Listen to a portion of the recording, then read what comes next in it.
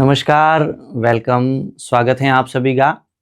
RPSC ईओआरओ vacancy 2026 इसके बारे में हम बात कर रहे हैं। इस वैकेंसी के संबंध में यह हमारा चौथा वीडियो है। पहला जो वीडियो था उसमें मैंने बात की थी यह जॉब प्रोफाइल क्या है, इस वैकेंसी को कब कब आयोजित किया गया और इसके अलावा इस पद की कहाँ पदस्थापना होती है, कैसे कैसे प्रमोशन होते हैं। और हमने बात की थी पहला जो हमारा इंट्रोडक्टरी वीडियो था वो इस पोस्ट के बारे में, प्रमोशन के बारे में, उससे संबंधित एक जो सामान्य परिचय होता है आरओ रेवेन्यू ऑफिसर का और ईओ ग्रेड 4 जिसकी आरपीएससी डायरेक्ट वैकेंसी करवाती है। पहला वीडियो वो हमारा इंट्रोडक्टरी वीडियो था। दूसरे वीडियो में इसका जो विस्तृत पाठ्यक्रम है, हम जानते हैं इसका पाठ्यक्रम पार्ट 1 पार्ट बी के रूप में विभाजित किया गया है। पार्ट 1 में 80 सवाल, पार्ट बी में 40 क्वेश्चन जो कि नगर पालिका एक्ट एंड रूल्स से आते हैं। तो पार्ट 1 का जो विशेष तौर पे जो जीके का पोर्शन है उसमें हमने दूसरा नंबर जो वीडियो था उसमें हमने सारे जो टॉपिक कवर किए और किस सिलेबस के किस टॉपिक से कौन कौन सा प्रश्न पूछा गया था जो मार्च 2025 में एग्जाम हुआ, वो हमने विस्तृत सिलेबस डिस्कशन दूसरे वीडियो में किया। तीसरा जो वीडियो हमारा ईओआरओ वैकेंसी पर आया उसमें हमने जो मार्च 2025 में एग्जाम हुआ और पार्ट बी के अंतर्गत जो 40 सवाल इन नगर पालिका एक्ट और रूल्स से संबंधित जो प्रश्न पूछे गए उन प्रश्नों का विस्तृत सॉल्यूशन मैंने करवाया। ये तीनों ही वीडियो आपको हमारे सक्सेस पॉइंट संस्थान के जो यूट्यूब चैनल है उस पर आपको प्लेलिस्ट के रूप में मिल जाएंगे। आप पुराने वीडियो उनको देख सकते हैं। नेक्स्ट जो आज का जो हमारा सेशन है वो रहने वाला है, हम जानते हैं आरपीएससी ने ये एग्जाम 2 बार करवाया। 2022 की वैकेंसी थी, पहली बार इसने 14 मई 2023 को 2 शिफ्ट में एग्जाम्स करवाया और उसके पश्चात इस बार मार्च 2025 में वापस करवाया। तो जो 2023 में जो एग्जाम हुआ उसकी पहली शिफ्ट में जो पार्ट बी के जो 40 सवाल पूछे गए उसका वीडियो सॉल्यूशन आज हम करेंगे। देखेंगे किस प्रकार से पार्ट बी से सवाल पूछे गए। हालांकि हमने पहले भी बात की है कि जो पार्ट बी है एक प्रकार का स्टैटिक पोर्शन है और पेपर सेटर चाहे तो भी इसमें ज्यादा टफ सवाल नहीं बना सकता। और पहली बार एग्जाम आरपीएससी भी करवा रही थी तो पेपर सेटर ने भी जिसे कहते हैं सतही तौर पर ही पार्ट बी में से सवाल पूछे थे, ये हम देखेंगे भी। और एक प्रकार से जैसे हम जब एक्ट को लेकर के बैठते हैं पहले कैसे धारा 4 आती है, 5, 6, 7 ऐसे, इस प्रकार से प्रश्नों का जो सीक्वेंस है वो भी उसी प्रकार से ही है। पहला प्रश्न हम देखेंगे, कुल 40 सवाल जो कि पार्ट बी से संबंधित है उस पर हम बात करेंगे। और 14 मई 2023 को जो शिफ्ट फर्स्ट जो थी हमारी, उस शिफ्ट फर्स्ट में पूछे गए 40 सवालों पर हम लोग आज बात करेंगे। पहला सवाल यानी कि उस प्रश्न पत्र का जो 81 नंबर क्वेश्चन था, 1 से 80 सवाल वो आते थे हमारे पार्ट 1 के अंतर्गत जिसमें हम सारा जीके देखते हैं।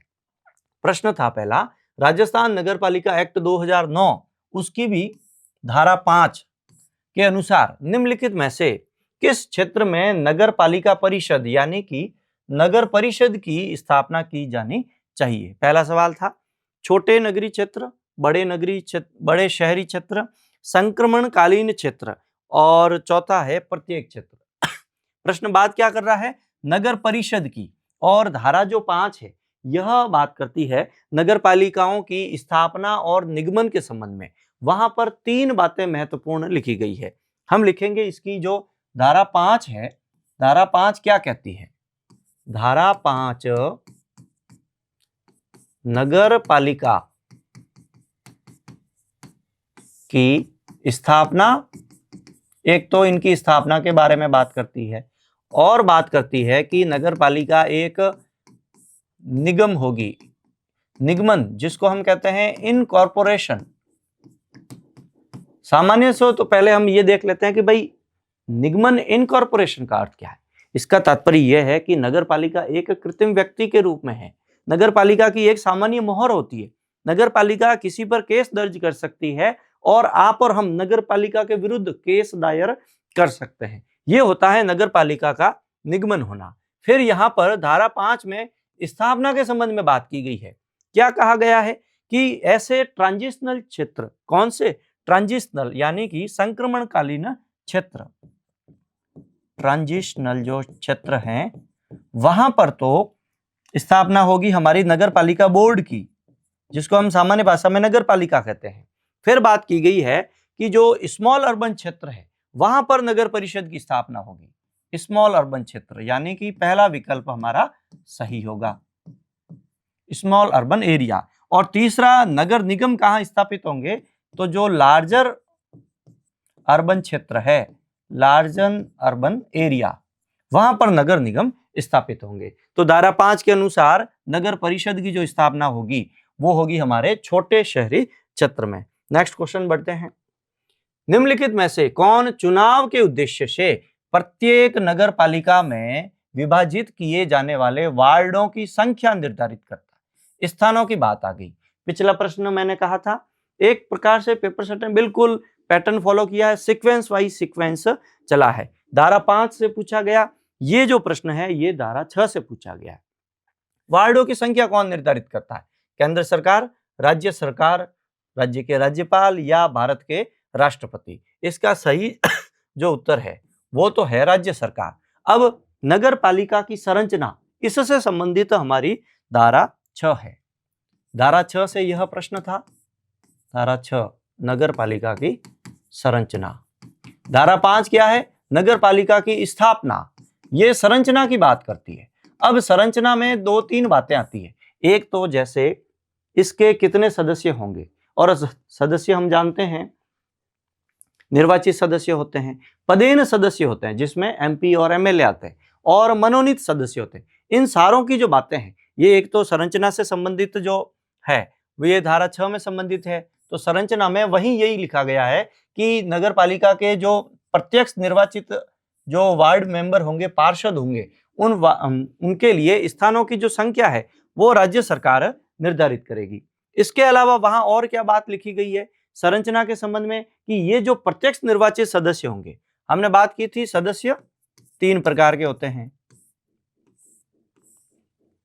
पहले हो गए जो निर्वाचित हैं, दूसरे एमपी एमएलए जिनको हम पदेन कह सकते हैं, एमपी एमएलए, और मनोनीत। तीनों की बात यहीं लिखी गई है। मनोनीत में तो 68-12 का फॉर्मूला है, यानी कि 6812। नगर पालिका है तो 6 मनोनीत होंगे, नगर परिषद है तो 8 मनोनीत होंगे, नगर निगम है तो 12 मनोनीत होंगे। अनिवार्य रूप से एक इसमें दिव्यांग भी होगा।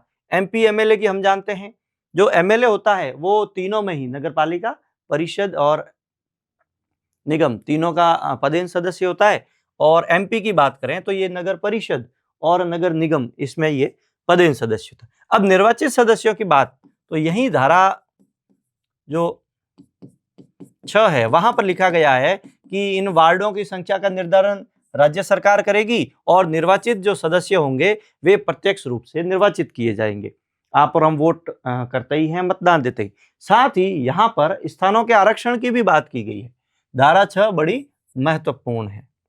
स्थानों का आरक्षण, 3 वर्ग है उनको धारा 6 के तहत आरक्षण दिया गया है। एससी व एसटी इनको तो दिया गया है जनसंख्या के अनुपात में, और ओबीसी है, ओबीसी को आरक्षण जो दिया जाता है ये राज्य सरकार पर निर्भर करता है। राजस्थान में 21% से ज्यादा नहीं दिया जाता।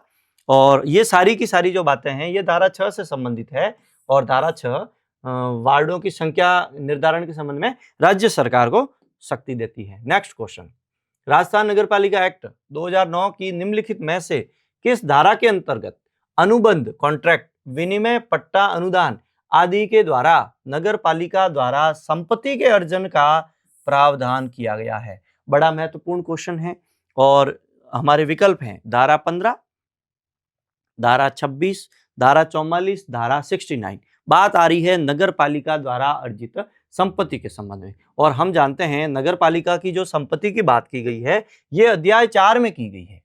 अध्याय 4 जो है चैप्टर 4 कब से है, तो ये धारा 67 से, धारा 67 से 75 क्या बात करता है? नगर पालिका संपत्ति के बारे में। नगर पालिका संपत्ति। अब संपत्ति कैसे अर्जित करेगी? अनुबंध के माध्यम से करेगी, विनिमय, पट्टा, अनुदान, इसके माध्यम से नगर पालिका संपत्ति का अर्जन कर सकती है। अब आप देखिए 77 से 75 के मध्य हमारे विकल्प में एक ही आता है, कौन सा? डी विकल्प आता है। अब जैसे अन्य जो विकल्प देखें, धारा जो 15 बात करती है, ये मिथ्या घोषणा के संबंध में करती है, तो संपत्ति से संबंधित इसका कोई रोल नहीं है। हम जानते हैं मिथ्या घोषणा करने पर 1 वर्ष तक का कारावास और 2000 से 5000 रुपये तक का जुर्माना लगाया जा सकता है। धारा 26 हम जानते हैं निर्वाचन में जो मत देने की रीति है उसकी बात करती है कि भाई निर्वाचन में मत की। और जो धारा 44 है वो बात करती है कि अध्यक्ष और उपाध्यक्ष इनके चुनाव की जो विधि मान्यता है उससे संबंधित जिला न्यायाधीश जो होता है, डिस्ट्रिक्ट कोर्ट, उससे संबंधित ये धारा 44 है। यानी कि बाकी जो अन्य तीनों ही विकल्प हैं वे नगर पालिका की संपत्ति के संबंध में कोई प्रावधान नहीं करते हैं। धारा 44 अध्यक्ष उपाध्यक्ष के चुनाव से संबंधित है। आगे बढ़ते हैं, नेक्स्ट क्वेश्चन। अचल इमूवेबल संपत्ति, यानी कि जो संपत्ति क्या है? एक रूप से स्थायी है, अचल है। नगर पालिका संपत्ति की सूची यानी कि इन्वेंट्री और नक्शों, इनकी प्रतियां प्रत्येक वर्ष नगर पालिका द्वारा निम्नलिखित में से किस कार्यालय में जमा की जानी चाहिए? हमारे विकल्प हैं सीएमओ, मुख्यमंत्री कार्यालय, राज्यपाल के कार्यालय, स्थानीय निकायों के निदेशक या सीएमओ का कार्यालय। देखिए नगर पालिका की जितनी भी इन्वेंट्री है और नक्शे हैं उन सभी की जो प्रतियां हैं ये स्थानीय निकायों के निदेशक में जमा की जाएगी। और इससे संबंधित हम जानते हैं जो धारा 74 है वो बात करती है। धारा 74 ये बात करती है कि नगर पालिका संपत्ति की सारी सूची यानी कि इन्वेंट्री और जो नक्शे हैं उन नक्शों की प्रतियां प्रत्येक वर्ष नगर पालिका द्वारा स्थानीय निकायों के निदेशक जो कार्यालय जयपुर में स्थित है वहां पर इसकी कॉपी स्थापित प्रति जमा करवाई जाएगी। धारा 74 बात करती है। और क्या करती है धारा 74 कि अगर इस इन्वेंट्री यानी कि सूची में या इन नक्शों में अगर कोई फेरबदल होता है तो क्या होगा?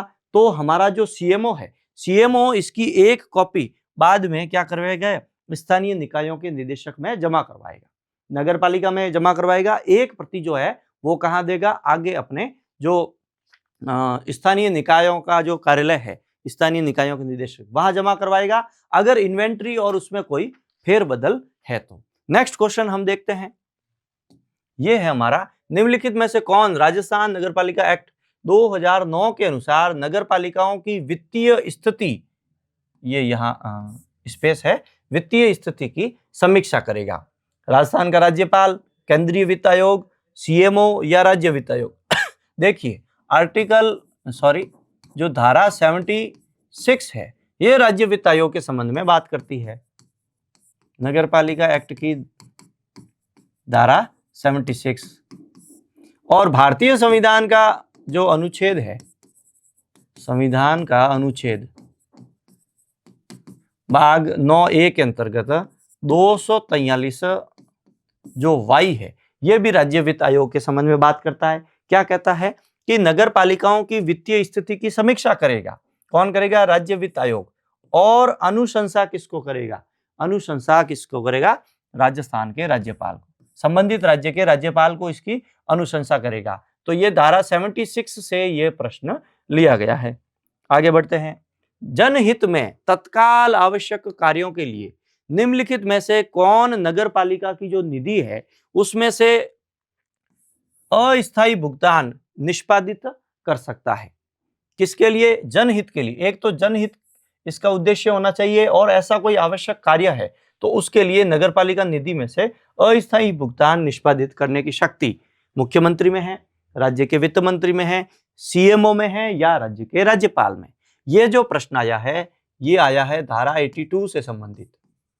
कहां से आया है? धारा 82 से संबंधित।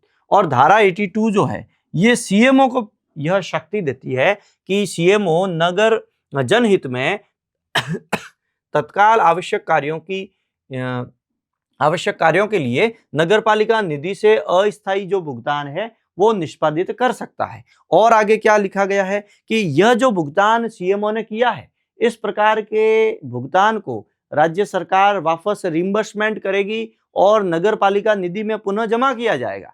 यह भी धारा 82 में ही लिखा गया है। लिखेंगे इस प्रकार के भुगतान को राज्य सरकार वापस रिम्बर्समेंट करती है। तो लिखेंगे राज्य सरकार द्वारा, और जमा भी वापस कहां होगा? नगरपालिका निधि में। नगरपालिका निधि में पुनर्भरण किया जाएगा। धारा 82 इससे संबंधित है। अस्थायी भुगतान शक्ति दी गई है सीएमओ को। नेक्स्ट क्वेश्चन, नगरपालिका का आंतरिक राजस्व। 3 प्रकार का आंतरिक राजस्व के स्रोत हैं। आंतरिक राजस्व में निम्नलिखित में से किस स्रोत से प्राप्तियां शामिल नहीं होगी? मैंने बात की थी 3 प्रकार की। पहला है नगरपालिका द्वारा लगाए गए कर, टैक्स। दूसरा है नगरपालिका द्वारा लगाए गए यूजर चार्जेज, जिसको हम उपयोगकर्ता शुल्क कहते हैं। तीसरा है नगरपालिका द्वारा लगाए गए शुल्क, फीस या पेनल्टी यानी कि जुर्माना। चौथा है उत्पाद शुल्क। उत्पाद शुल्क लगाने की शक्ति, या ये कहिए कि आंतरिक राजस्व में ये शामिल नहीं है। और यह जो प्रश्न आया है, ये इस एक्ट की जो धारा 101 है, आंतरिक राजस्व के संबंध में बात करती है। और यहां पर 3 कैटेगरी दी गई है। कौन कौन सी? पहली है ये नगरपालिका द्वारा लगाए गए कर। दूसरा है नगरपालिका द्वारा लगाए गए यूजर चार्जेज यानी कि उपयोगकर्ता कर। तीसरा हम है नगरपालिका कोई फीस लगाती है या कोई पेनल्टी लगाती है। ये तीनों इसके आंतरिक राजस्व में शामिल है। उत्पाद शुल्क धारा 101 के तहत आंतरिक राजस्व में शामिल नहीं। नेक्स्ट क्वेश्चन है हमारा, राजस्थान नगरपालिका एक्ट 2009 के अनुसार राज्य सरकार योजना के संचालन में आने की कितनी अवधि के भीतर भीतर नगर नियोजन को संशोधित, मॉडिफाइड करने के लिए नगरपालिका को निर्देश दे सकती है? हमारे विकल्प हैं 10 साल, 15 साल, 20 साल या 25 साल। कौन निर्देश दे सकती है? एक तो ये महत्वपूर्ण बात ये है, धारा इससे संबंधित 165 है और निर्देश देती है राज्य सरकार। किसको देती है? नगरपालिका को। और एडिट करने की, मॉडिफाई करने की जो बात है योजना को, ये 10 साल के लिए होती है। और लिखेंगे इससे संबंधित जो धारा है वो धारा 165 बात करती है।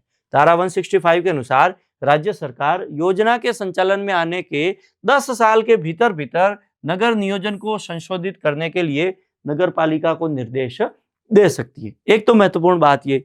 दूसरी, नगरपालिका इसके लिए वापस सर्वे करवाएगी, जिसको हम कहते हैं नागरिक सर्वे करवाएगी, और इसके लिए नया नक्शा भी जारी करेगी। ये धारा 165 से सवाल आया था। आगे बढ़ते हैं। राजस्थान नगरपालिका एक्ट 2009 के अनुसार अनअधिकृत विकास या योजना के अनुरूप अन्यथा उपयोग करने पर क्या दंड लगाया जा सकता है? तो इससे संबंधित जो धारा 167 है वो बात करती है, और वहां पर यह कहा गया है कि 5,000 रुपए तक का जुर्माना लगाया जा सकता है। कौन सा? विकल्प बी सही होगा। 5,000 रुपए तक का जुर्माना लगाया जाएगा, और ये धारा 167 में दिया गया है। नेक्स्ट क्वेश्चन है हमारा, राजस्थान नगरपालिका एक्ट 2009 की किस धारा के अनुसार मल जल और वर्षा जल नालों के लिए भेद किया गया है? विकल्प हैं 56, 83, 111, 204। चौथा जो विकल्प है ये नालियों के वर्गीकरण के संबंध में बात करता है। यहां पर 2 प्रकार की नालियां धारा 204 में दी गई है। नालियों का वर्गीकरण,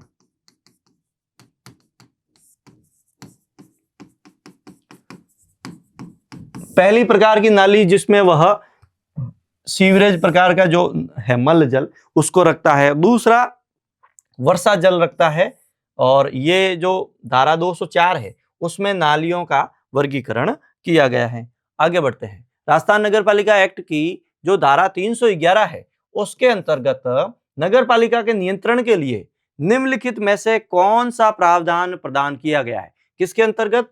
हमें देखना है धारा 311 के अंतर्गत। पहला विकल्प नगर पालिका के कार्यालय का इंस्पेक्शन करना। दूसरा, नगर पालिका के द्वारा कोई आदेश जारी किया गया है, असंवैधानिक है, अव्यावहारिक है, तो उसको क्या करना, सस्पेंड करना।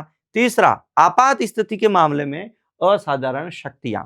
और चौथा है, स्थापना के रोजगार में फिजूल खर्ची को रोकने के लिए सरकार की शक्ति से संबंधित। तो हमारा जो धारा 311 बात करता है, ये नगर पालिका के कार्यालय का इंस्पेक्शन की बात करता है। क्या कहा गया है कि राज्य सरकार द्वारा नियुक्त व्यक्ति या राज्य सरकार के द्वारा कोई प्राधिकृत जो अधिकारी है, जिसको हम कलेक्टर कह सकते हैं, अगर जिले में देखें तो ये नगर पालिका के कार्यालय का निरीक्षण कर सकता है। किसके तहत? धारा 311 के तहत। कौन हो सकता है? या तो राज्य सरकार द्वारा नियुक्त व्यक्ति हो सकता है, नियुक्त व्यक्ति, और या बात करेंगे या कोई ऑथोराइज पर्सन हो सकता है। जिले में कई बार जो अथॉरिटी, ये इस प्रकार की जो अथॉरिटी दी जाती है, ये डिस्ट्रिक्ट कलेक्टर को, जिला कलेक्टर को दी जाती है। वो नगर पालिका के कार्यालय का निरीक्षण करता है। नेक्स्ट क्वेश्चन है हमारा, नगर पालिका एक्ट 2009 के अनुसार नगर पालिका किसी भी अपराध के लिए अपराध होने के कितने समय के भीतर भीतर मुकदमा कर सकती है? 1 महीना, 3 महीना, 6 महीना और 1 वर्ष। तो जो हमारा तीसरा विकल्प है, ये 6 महीनों की समय सीमा की बात करता है। और इससे संबंधित जो हमारा धारा है, ये धारा 298 है। धारा 298 अध्याय 13 के अंतर्गत आती है, जो 298 से 308 तक चलती है। नगर पालिका द्वारा किए जाने वाले अभियोजन और वाद उससे संबंधित है। लिखेंगे अध्याय 13, अध्याय 13 और धारा 298 से 308 तक अध्याय 13 सम्मिलित है। और इसी एक्ट की ये जो धारा 298 है, वहां पर 6 महीने की समय सीमा दी गई है कि नगर पालिका किसी भी अपराध के लिए अपराध होने के 6 महीनों के भीतर भीतर मुकदमा जो है वह दायर कर सकती है। अब ये जो मुकदमा दायर किया है, ये जैसे हमने धारा 5 की बात की, इनकॉर्पोरेशन की मैंने बात की थी कि नगर पालिका एक प्रकार का निगमन होती है, तो इनकॉर्पोरेशन यानी कि वो किसी के खिलाफ अभियोजन दायर कर सकती। अब नगर पालिका केस दर्ज करेगी तो नगर पालिका को जिसे कहते हैं वकील भी करना पड़ेगा, अभियोजन का खर्चा भी आएगा। तो ये खर्चा कौन देगा? तो नगर पालिका की जो निधि है, उस निधि में से इस अभियोजन का खर्चा वहन किया जाएगा। यह भी धारा 298 इससे ही संबंधित है। यानी कि अभियोजन जो है, अभियोजन के जो खर्च है, खर्च का वहन कहां से होगा? नगर पालिका निधि में से, नगर पालिका निधि में से। ठीक है, आगे बढ़ते हैं। राजस्थान नगर पालिका नियम 1974 कौन से? सामान्य क्रय और अनुबंध वाले। उसकी जो धारा 3 बात करती है, वह क्या कहती है? धारा 3 के तहत किसी भी कार्य के संपादन पर होने वाले व्यय की राशि कितनी राशि से अधिक दर्ज नहीं की जाएगी जब तक कि राज्य सरकार द्वारा विधिवत निविदाएं आमंत्रित नहीं की जाती है। और हमारे विकल्प हैं 500 रुपये, 1500 रुपये, 2000 रुपये या इनमें से कोई नहीं। तो 2000 रुपये तक की बात आए तो ये इसका तीसरा जो विकल्प है वो सही होगा। ये 1974 का जो हमारा रूल्स है सामान्य क्रय और अनुबंध वाला, उससे और उसकी भी जो धारा 3 है वहां से पुटअप किया गया है। इसी एक्ट, इसी जो रूल्स है, इससे एक और प्रश्न आया है। क्या कह रहा है कि इसी रूल्स के अनुसार 1 लाख रुपए तक के व्यय के निर्माण कार्य करवाने के लिए सामग्रियों के क्रय व निविदा आमंत्रित करने के लिए कौन सी समय सीमा होगी? प्रश्न क्या कह रहा है? प्रश्न कह रहा है कि आपको 1 लाख रुपए तक का काम करवाना है, कंस्ट्रक्शन वर्क करवाना है, उसके लिए निविदा आमंत्रित कर रहे हो, तो उस निविदा आमंत्रित करने की समय सीमा कितनी होगी? 1 दिन, 1 सप्ताह, 2 सप्ताह या 1 महीना? 1 लाख तक की बात आए तब हम 1 सप्ताह इसका सही आंसर होगा। जब हम बात करते हैं 1 लाख से 10 लाख तक की, तब हम 10 दिन देते हैं। फिर 10 लाख से 1 करोड़ तक की बात आए तो उसमें हम 15 दिन की बात आती है, लगभग 2 सप्ताह। और अगर 1 करोड़ से अधिक की बात आए तो 1 महीने तक की समय सीमा दी जाती है। तो 1 सप्ताह होगा, यहां हम लिखेंगे 1 लाख। 1 लाख में है 7 दिन, यानी कि 1 सप्ताह। अब 1 लाख से 10 लाख, इसमें आता है 10 दिन। अब 10 लाख से आप 1 करोड़ तक का निर्माण कार्य करवा रहे हैं, तो 2 सप्ताह यानी कि 15 दिवस की बात आ जाएगी लगभग। और अगर 1 करोड़ से अधिक का निर्माण कार्य है तो निविदा के लिए जो समय सीमा होगी वो 1 महीना होगी, यानी कि 30 डेज। तो यहाँ क्या पूछा है, 1 लाख तक का, 1 लाख में 7 दिन समय सीमा। नेक्स्ट क्वेश्चन, राजस्थान नगर पालिका नियम 1974 सामान्य क्रय व अनुबंध, सेम जो रूल है उसके अंतर्गत नगर निगम के मामले में निगम के अलावा सबसे अधिक राशि स्वीकृत करने का प्राधिकार किसके पास है? उपायुक्त के पास, सीएमओ के पास, मेयर के पास में, या वित्त समिति के पास? वित्त समिति के पास में नगर निगम के संबंध में सर्वाधिक शक्ति प्राप्त है, और इसकी जो शक्ति प्राप्त है वो है 5 करोड़ रुपए तक।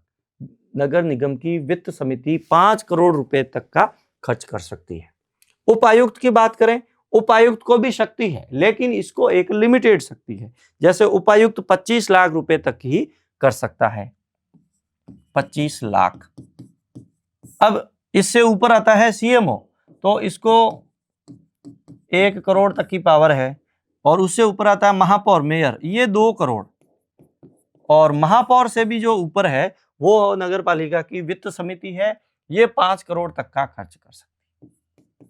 प्रश्न है हमारा, सर्वाधिक निम्न में से किसको? देखिए, उपायुक्त है 25 लाख, सीएमओ है 1 करोड़, मेयर है 2 करोड़, और वित्त समिति की बात करें तो 5 करोड़। ये सारी की सारी जो 1974 जो हमारा रूल है उसकी भी धारा जो 14 है, जो वित्तीय पावर और उसके सैंक्शन के बारे में बात करती है।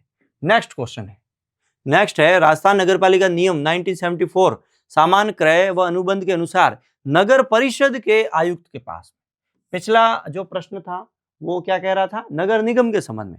यहाँ क्या कह रहा है, नगर परिषद के आयुक्त के पास में निम्नलिखित में से किस राशि तक की स्वीकृति का अधिकार है? 2 लाख रुपए, 5 लाख रुपए, 50 लाख या 100 लाख, यानी कि 1 करोड़। तो ये प्रश्न भी कहां से आया?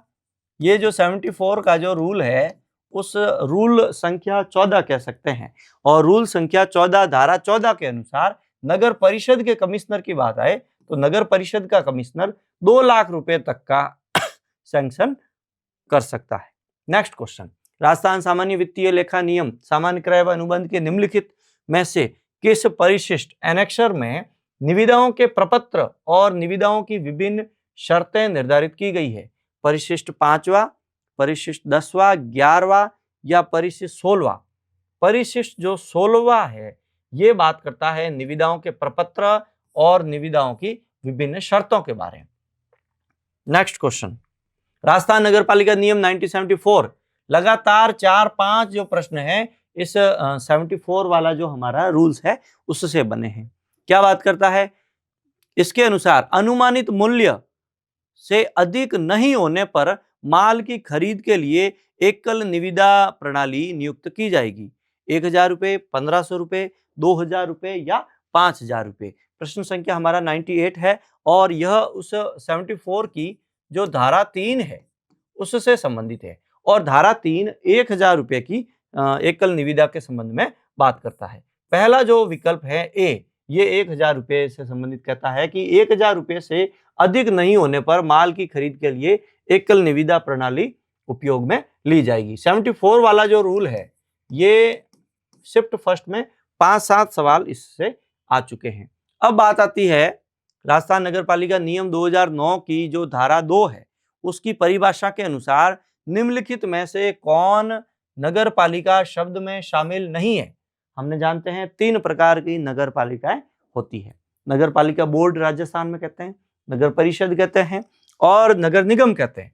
तो क्या है, परिषद तो है ही, बोर्ड भी है, निगम भी है।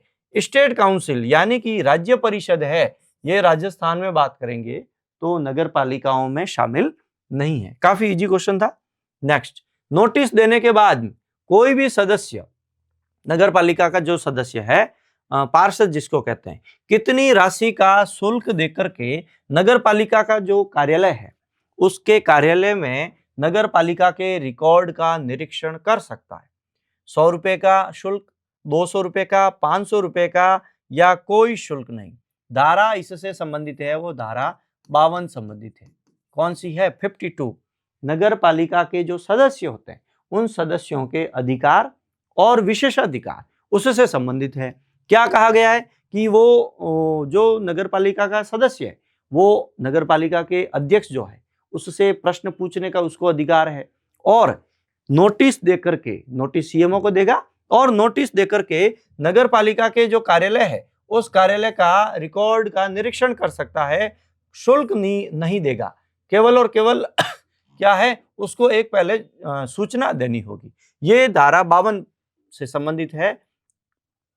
कहते हैं इसको सदस्यों के विशेषाधिकार से संबंधित। ये धारा 52 से संबंधित प्रश्न था। आगे बढ़ते हैं। राजस्थान नगर पालिका नियम 2009 के अनुसार कार्रवाइयों के रखरखाव और रिकॉर्ड की अभिरक्षा के लिए कौन उत्तरदायी है? निदेशक है। अब निदेशक बेचारा कहाँ पहुंचेगा? यहाँ उप निदेशक है, सीएमओ है, या नगर पालिका का कोई भी सदस्य। अब कोई भी कहेंगे तो कोई नहीं रखेगा, इसलिए जो हमारा नियम 21 है, नियम 21 के अंतर्गत जो सीएमओ है उस सीएमओ को कहा गया है कि नगर पालिका की जितनी भी बैठक होती है उन बैठक के जितने भी मीटिंग के मिनट्स होते हैं, मिनट्स और रिकॉर्ड की अभिरक्षा है वो आपको करनी होगी। ये सीएमओ साहब को नियम 21 के तहत जिम्मेदारी दी गई है। नेक्स्ट क्वेश्चन, राजस्थान नगर पालिका नियम 2009 कार्य संचालन, उसके अनुसार विशेष बैठक बुलाने के लिए कितने निर्वाचित सदस्यों के हस्ताक्षर करने की आवश्यकता है? आधे, 1/3, 2/3 या 25%, यानी कि 1/4? तो यहां हम जानते हैं जो कार्य संचालन नियम है उस नियम का जो धारा 3 है और उस धारा 3 की जो उपधारा 3 है उसमें क्या कहा गया है कि 1/3 सदस्य, नगर पालिका के 1/3 सदस्य अगर प्रस्ताव लाए और नगर पालिका के अध्यक्ष को कहे कि आप विशेष बैठक बुलाइए तो वह 7 दिन के अंदर अंदर विशेष बैठक बुलाएगा। अगर नहीं बुलाता है, 7 दिन पूरे हो जाते हैं, तो उसके 10 दिन के बाद फिर सीएमओ बैठक बुलाएगा। ये कहाँ लिखा गया है? ये नियम जो तीसरा है उसकी धारा 3 में लिखा गया है। क्या कहा गया है? 1/3 सदस्य के हस्ताक्षर के पश्चात विशेष बैठक बुलाई जा सकती है। तो पहले हम लिखेंगे 1/3 वाला लिख दिया, अब लिखेंगे अध्यक्ष बुलाएगा, अध्यक्ष, और वो भी 7 दिन में। ठीक है। अब 7 दिन हो गए और उसने बैठक बुलाने में वो असफल रहा, तो फिर जो अगले 10 दिन है उस अगले 10 दिन में जो सीएमओ है वो विशेष बैठक बुलाएगा। ये एक महत्वपूर्ण बात है। पहले मौका दिया जाएगा अध्यक्ष को विशेष बैठक बुलाने के लिए। धारा 3 उसकी उपधारा 3, 1/3 जो सदस्य हैं उनका हस्ताक्षर इस पर होना आवश्यक है। नेक्स्ट क्वेश्चन, निम्नलिखित में से कौन किसी समिति का पदेन अध्यक्ष होगा यदि वह उस समिति का क्या है? सदस्य है। सिंपल क्वेश्चन है। नगर पालिका का जो अध्यक्ष होता है वो अगर किसी समिति में सदस्य बनता है तो उसका पदेन अध्यक्ष होगा। अगर सदस्य नगर पालिका का अध्यक्ष नहीं बनता है और अगर उस समिति में सदस्य के रूप में नगर पालिका का उपाध्यक्ष है तो फिर वह सदस्य, वह भी क्या होगा? उसका पदेन अध्यक्ष होगा। तो विकल्प देखिए, मुख्यमंत्री, नेता प्रतिपक्ष, सीएमओ या नगर पालिका का अध्यक्ष। चौथा सही होगा।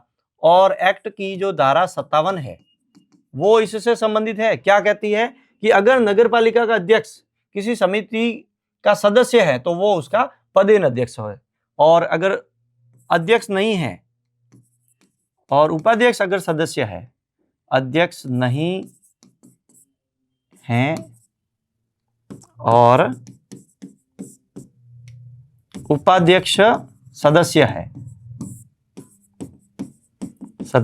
है तो वह पदेन अध्यक्ष होगा। अब देखिए, एक प्रश्न ऐसा बन सकता है, किसी समिति में नगर पालिका का अध्यक्ष भी है, नगर पालिका का उपाध्यक्ष भी है, तो फिर नगर पालिका का जो अध्यक्ष होगा वो उस समिति का क्या बनेगा, सदस्य बनेगा। ये सीएमओ है, ये तो होता है पदेन सचिव, यहां पर पदेन अध्यक्ष की बात की गई। सीएमओ पदेन सचिव होता है, ठीक है।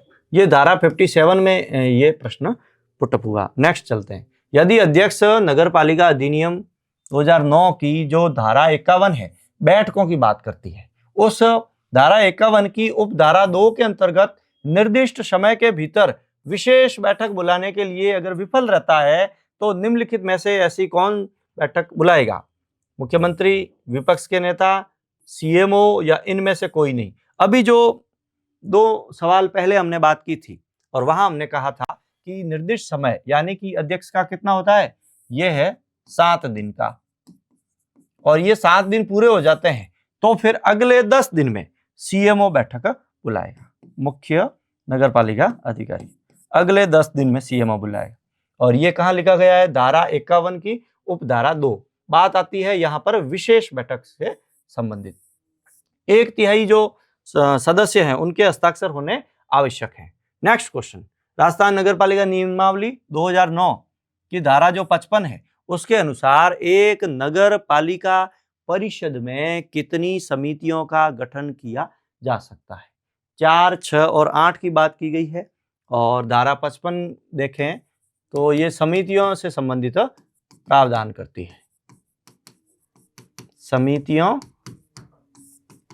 से संबंधित प्रावधान,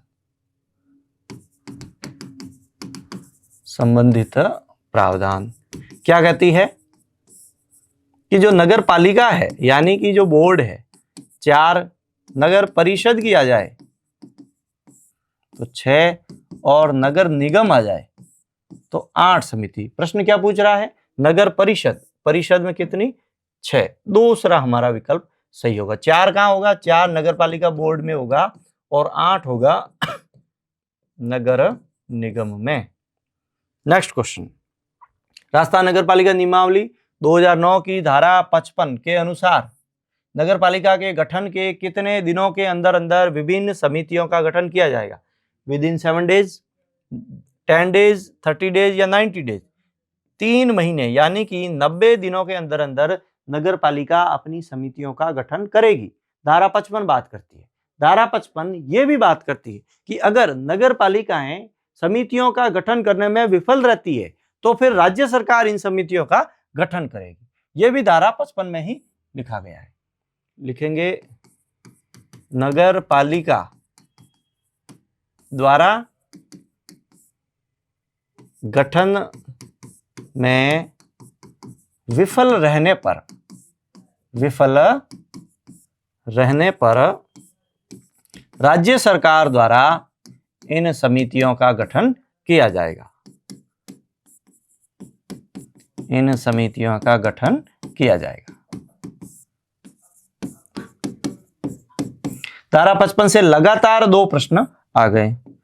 नेक्स्ट क्वेश्चन, राजस्थान नगर पालिका नियम 2009 समितियों की शक्तियां, कर्तव्य और कार्य राजस्थान नगर पालिका अधिनियम 2009 की किन धाराओं के तहत स्थापित किया गया है? देखिए ये है रूल्स 2009 वाले। क्या है ये? रूल्स है, ये है एक्ट, अधिनियम। तो जो एक्ट, मूल एक्ट जो हमारा है, उस एक्ट की किन धाराओं के तहत ये समितियों के शक्तियां, कार्य और जो कर्तव्य है ये रूल्स बनाए गए? तो 55, 61, 337 ये याद रखें, 55, 61, 337 इसके तहत ये रूल्स बनाए गए। अब धारा 55 हम देखेंगे क्या है। धारा 55 समितियों की बात करता है, समितियों से संबंधित प्रावधान, तो इसलिए एक तो ये है। अब धारा 61 की बात करें तो समितियों के कार्य, कर्तव्य, शक्तियों की बात करता है, इसलिए ये आएगा। समिति क्या क्या कार्य करेगी, शक्तियां क्या होगी और कर्तव्य, ठीक है। और धारा 337 337 क्या कहती है? ये एक्ट के अंतर्गत राज्य सरकार को पावर देती है रूल बनाने की, इसलिए वो बनाया, तो नियम बनाने की सरकार की शक्ति, नियम बनाने की सरकार की शक्ति। 55-61-337। आगे बढ़ते हैं। राजस्थान नगर पालिका एक्ट 2009, उसकी कौन सी धारा के तहत अध्यक्ष का पद रिक्त होने और किसी उपाध्यक्ष का नहीं होने की स्थिति में नगर पालिका किसी भी सदस्य को शक्तियां दे सकती है? धारा 51, धारा 57, धारा 61, धारा 337। देखिए 337 तो नियम बनाने की शक्ति की बात करता है। जो धारा 61 है वो कहती है कि अध्यक्ष का पद रिक्त है और उपाध्यक्ष अगर है ही नहीं तो नगर पालिका अपने में से किसी भी सदस्य को शक्तियां सौंप सकती है। इसलिए धारा 61 जो है ये इससे संबंधित है। Next question. राजस्थान नगर पालिका एक्ट 2009 के अनुसार नगर पालिका के साथ अनुबंध आदि में रुचि रखने वाले नगर पालिका के कोई सदस्य, नगर पालिका के अधिकारी या कर्मचारी, उसके लिए जुर्माना शास्ति कितनी राशि तक बढ़ सकता है? ये हमारे विकल्प हैं 5,000 रुपये, 10,000, 25,000 या 50,000। धारा 65 बात करती है इसके संबंध में। और धारा 65 क्या प्रावधान करती है कि नगर पालिका कोई अगर कॉन्ट्रैक्ट कर रही है, नगर पालिका कोई अनुबंध कर रही है और नगर पालिका का ही कोई पार्षद है या जिसे कहते हैं नगर पालिका का सदस्य है या नगर पालिका का सीएमओ है या नगर पालिका का कोई एलडीसी है, वो उस कॉन्ट्रैक्ट में रुचि ले रहा है, यानी कि वो चाहता है कि या मुझे मिल जाए या मेरे पत्नी को मिल जाए, साले को मिल जाए, रिश्तेदार को मिल जाए, तो अगर वो ऐसा करता है तो उसके लिए जुर्माना होगा। कितना होगा? 5,000 रुपए का। एक तो ये बात धारा 65 कहती है। और क्या कहती है कि अगर नगर पालिका का कोई सदस्य है वो रुचि रखता है तो 5,000 रुपए का तो जुर्माना लगेगा ही लगेगा। इसके अलावा जो धारा 24 है उसके तहत वो क्या होगा? अयोग्य भी घोषित हो जाएगा। ये एक महत्वपूर्ण बात है। कौन प्रावधान? धारा 65 करती है। और अधिकारी और कर्मचारी दोनों क्या होते हैं? पब्लिक सर्वेंट होते हैं, राजकीय सेवा के कर्मचारी होते हैं। तो वे अगर रुचि रखते हैं तो 5,000 रुपए का तो जुर्माना लगेगा ही लगेगा। और क्या होगा? उनके खिलाफ अनुशासनात्मक कार्रवाई हो सकती है। तो केवल जुर्माना 5,000 रुपए देकर के नहीं छूट सकते आप। नगर पालिका का अगर कोई सदस्य है तो वह धारा 24 के तहत अयोग्य भी घोषित हो सकता है और अनुशासनात्मक कार्रवाई इनके खिलाफ, अधिकारी और कर्मचारी के खिलाफ की जा सकती है। Next question. राजस्थान नगर पालिका नियम 2009 समितियों की शक्तियां, कर्तव्य और कार्य के अनुसार वार्ड समिति के अन्य सदस्यों के लिए न्यूनतम आयु कितनी होनी चाहिए? 21, 23, 25, 30। वार्ड समिति के अन्य सदस्यों के लिए न्यूनतम आयु जो निर्धारित की गई है वो की गई है हमारे 25 साल। अब आगे बढ़ते हैं। 110 हो चुके हैं, यानी कि हम ये कहिए कि जो एक्ट और रूल्स से संबंधित सवाल है वो पूरे हो चुके। अब जो 10 सवाल है वो स्वायत्त शासन विभाग की नगरीय क्षेत्रों में चलने वाली जो सारी योजनाएं हैं उससे संबंधित है। 10 प्रश्न योजनाओं से आएंगे। 111वां प्रश्न। निम्नलिखित में से किसकी अध्यक्षता में एक उच्च अधिकार प्राप्त समिति, हाई पावर कमेटी, केंद्र या राज्य में प्रदेश स्तर पर स्वच्छ भारत मिशन के प्रबंधन के लिए जिम्मेदार होगी? अब कमेटी का अध्यक्ष कौन होगा? मुख्यमंत्री हो सकता है, मुख्य सचिव हो सकता है, राज्यपाल हो सकता है या राज्य का मुख्य चुनाव आयुक्त हो सकता है। अब यहाँ बात किसकी हो रही है? योजना स्वच्छ भारत मिशन की। तो चीफ इलेक्शन कमीशन का यहाँ कोई योगदान नहीं है, राज्यपाल का भी कोई नहीं है, मुख्यमंत्री नहीं है। जो हमारा राज्य का मुख्य सचिव है वो इस हाई पावर कमेटी जो है एचपीसी, इसका अध्यक्ष होता है। एसबीएम के प्रबंधन के लिए जो राज्य स्तरीय समिति होती है। अगला प्रश्न। एसबीएम यू 2.0 स्वच्छ भारत मिशन 2.0 सभी शहरों को क्या बनाने के लिए कल्पना करता है? स्वच्छ भारत मिशन स्वच्छ कैसे होगा? जब हम क्या होंगे? कचरा मुक्त होंगे। काफी इजी क्वेश्चन था। नेक्स्ट। इंदिरा रसोई योजना की शुरुआत करते समय 2020 में जब शुरुआत हुई, अशोक गहलोत की जब सरकार थी, उस समय इसकी टैग लाइन, पंच लाइन क्या थी, यह प्रश्न पूछा है, ना कि आज की बात कर रहा है।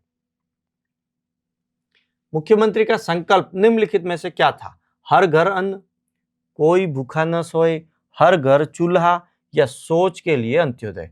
तो 2020 में जब ये योजना प्रारंभ हुई उस समय ये कहा गया था कोई भूखा न सोए, ये उस समय का टैगलाइन थी। और वर्तमान की बात करें, वर्तमान में अलग टैगलाइन है जिसमें कहा जाता है लक्ष्य अंत्योदय, प्राण अंत्योदय, पथ अंत्योदय। ये वर्तमान में चल रही है। और चूंकि 2023 में प्रश्न आया था और 2020 की जो टैगलाइन थी ये थी हमारी कोई भूखा न सोए। वर्तमान में क्या है? वर्तमान में है लक्ष्य अंत्योदय, प्राण अंत्योदय और पथ अंत्योदय। ठीक है। 2020 में अशोक गहलोत जी को लगता था क्या कि भाई कोई भूखा न सोए, इसलिए उन्होंने इंदिरा रसोई योजना निकाली। प्रधानमंत्री आवास योजना शहरी निम्नलिखित में से किस मंत्रालय द्वारा क्रियान्वित की जा रही है? वित्त मंत्रालय, सड़क व परिवहन, गृह मंत्रालय, आवास और शहरी मामलों के मंत्रालय। यहाँ क्या बात हो रही है? आवास की और शहरी, तो यहाँ दोनों आ रहे, आवास और शहरी। डी विकल्प इसका सही होगा। आगे बढ़ते हैं। निम्नलिखित में से कौन सा वेब आधारित निगरानी प्रणाली का नाम है जिसमें प्रधानमंत्री आवास योजना शहरी के लिए एकीकृत आवास पोर्टल है? यह है क्लैप, CLAP। ये एकीकृत पोर्टल है प्रधानमंत्री आवास योजना अर्बन के लिए। नेक्स्ट क्वेश्चन, निम्नलिखित में से कौन सा अमृत योजना का प्राइमरी सेक्टर है, प्राथमिकता क्षेत्र है? अब वर्तमान में जानते हैं आप और हम, अमृत जो है वो तो बचा नहीं है, जल ही अमृत है। पानी बचाओ, तो पानी से संबंधित जहां पे बात आ रही है वो होगा इसका प्राथमिकता क्षेत्र। पहला ही, शहरी क्षेत्र में हर घर में नल से पानी का जो कनेक्शन है ये बात करता है अमृत योजना से संबंधित। नेक्स्ट क्वेश्चन, हृदय निम्नलिखित में से कौन सा एक राष्ट्रीय शहरी विकास योजना हृदय का सही पूर्ण रूप है? Heritage city development and augmentation योजना, पहला ही जो विकल्प है ये सही है। पहली बार आरपीएससी एग्जाम करवा रही थी, इसलिए योजनाओं से संबंधित उसने बिल्कुल सतही तौर पर प्रश्न पूछे। बड़ी सिंपल योजना है और उसका नाम ही पूछ लिया गया है। निम्नलिखित में से कौन सी योजना राष्ट्रीय शहरी आजीविका मिशन के साथ विलय कर दी गई है? प्रधानमंत्री आवास योजना, प्रधानमंत्री जनधन योजना, खेलो भारत योजना या दीनदयाल अंत्योदय योजना? नाम में दिख रहा है राष्ट्रीय शहरी आजीविका मिशन, डे नल्म जो है ये दीनदयाल अंत्योदय योजना उसके साथ विलय कर दी गई है। Second last question, Indira Gandhi urban employment guarantee योजना शहरी क्षेत्रों के आर्थिक सहारे के लिए निम्नलिखित में से किस योजना के अनुरूप शुरू की गई? मनरेगा, PMJAY, DAY या RGJAY? किस लिए निकाली थी? हम जानते हैं ग्रामीण क्षेत्रों में रोजगार गारंटी की बात कौन करती है? मनरेगा करती है। उसी आधार पर शहरों में यानी कि अर्बन में रोजगार की बात और उसकी गारंटी देना शहरी क्षेत्रों में, तो किसकी तर्ज पर? मनरेगा की तर्ज पर यह इंदिरा गांधी योजना प्रारंभ की गई। आगे बढ़ते हैं। Indira Gandhi urban credit card योजना के तहत शहरी क्षेत्रों के जो सड़क विक्रेता है, असंगठित सेवा क्षेत्र के जो युवा है या जो बेरोजगार है, उनको 21-22 के बजट के अनुसार कितनी राशि का ब्याज मुक्त लोन ऋण प्रदान किया जाता है? 10,000, 25,000, 50,000 और 1 लाख। तो वर्तमान में भी बात करें 50,000 ही है और ये वैसे भी 2021-22 का जो बजट है उससे ही प्रारंभ की गई थी। तो इसी के साथ शिफ्ट फर्स्ट 14 मई 2023 को जो पार्ट बी के 40 सवाल पूछे गए उन सारे सवालों का वीडियो सॉल्यूशन मैंने करवा दिया है। 23 मार्च 2025 को पूछे गए 40 सवालों का उसका भी प्लेलिस्ट में आप देख सकते हैं। और हमारा जो आगामी वीडियो होगा वो इसी तारीख 14 मई 2023 की जो सेकंड शिफ्ट में 40 सवाल पार्ट बी के जो पूछे गए उन पर आधारित रहेगा। आप सभी भावी प्रशासनिक अधिकारियों को ढेर सारी शुभकामनाएं।